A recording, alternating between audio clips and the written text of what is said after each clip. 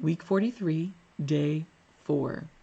Again, we're looking specifically at the Gospel of Luke, this time chapters 14 and 15.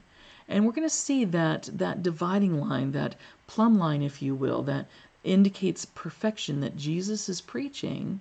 And it's not a perfection of self, of doing it under our own power, but relying on God. But Jesus still points out what is holy and pleasing to God versus the things that a lot of times we just sort of slide by. Well, in this instance, we see that continue to separate those who are willing to follow God and Jesus as God, and those who find Jesus to be very difficult, if you will. They're accustomed to having the power, they're accustomed to being the authorities, and now Jesus is coming in and disrupting everything.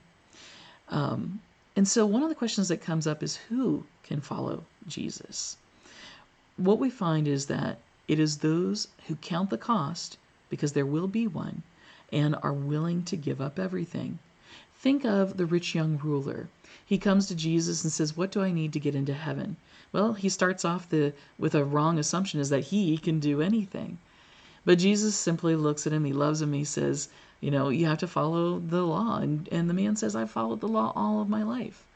And then Jesus says, "Well, then there's one more thing you have to do. You have to give up everything, sell all that you belong." That's a hard thing to hear. And a lot of people today, even we read that, and do we have to live in poverty? Do we have to give up everything? Not necessarily. Jesus was using hyperbole and also speaking to a specific individual. For this rich young man, what was holding him back from serving God with all of his heart was his riches, and probably also the power that he had. We call him the rich young leader for a reason, a rich young ruler for a reason. And so it was his power and his belongings that were holding him back from whatever it was that God was calling him to do. It may not be for you riches. It might be something that you're a cheerful giver, that when somebody needs something, you give them the shirt off your back. But it's not about living in poverty. But maybe there's something else. Maybe there's a relationship in your life where you value that person more than you value God. Remember when Abraham was called to sacrifice his son Isaac. Now, he didn't kill him. That wasn't what God wanted. But God wanted to see that Abraham was willing to give up his own and beloved son. The promise that he had for future children and progeny. He was willing to give that up for God. What is it that you have that is keeping you from following God fully? And is it something that you need to consider getting out of your life? When we look at Luke 15, where we see the parables of the three lost things, the lost sheep, the lost coins, and ultimately the lost son, you remember in the story, the man has two sons. And a lot of it focuses on the younger son who demands his inheritance early and goes and squanders it. And then he comes back and he's willing to live as a slave because it's so hard out there. But the father invites him in.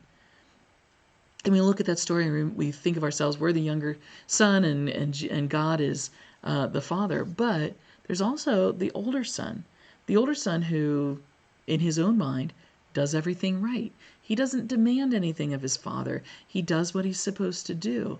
And yet, when it comes to this time, when the younger brother comes back, he can't forgive. He can't welcome him back into the family. There's still something that's holding him back from serving God fully, from loving his father fully, and its own pride that keeps him from being able to forgive the younger brother. So maybe it's not riches, maybe it's not power, maybe it's pride in I'm good, I do things right, and those people do things wrong. That's maybe that attitude that keeps us from loving and serving God fully as we should. Today, think about what might be holding you back. Is it money? We have opportunities where your resources can help us share the gospel with so many people who have yet to hear it. Maybe it's your time. We have opportunities again where you can share your time. Maybe it's your attitude. That is between you and God.